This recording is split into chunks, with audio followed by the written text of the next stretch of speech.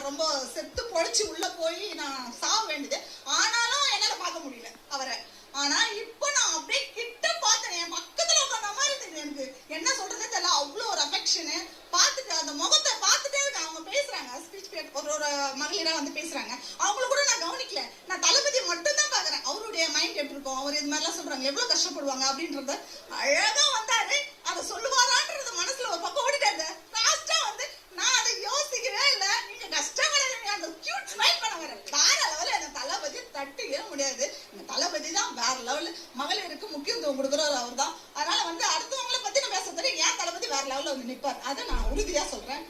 நம்ம இந்தியாவில காந்தியடிகள் சொன்னாரு, 12 மணி ராத்திரிக்கு ஒரு உடம்பு ஃபுல்லா நகை போட்டுட்டு எந்த பொண்ணு 12 மணி ராத்திரிக்கு தன் கற்போட தான் போட்ட நகையோட வீடு திரும்புறாளோ அன்னைக்குதான் முழு சுதந்திரம். அப்போ சொன்னாரு காந்தியடிகள்.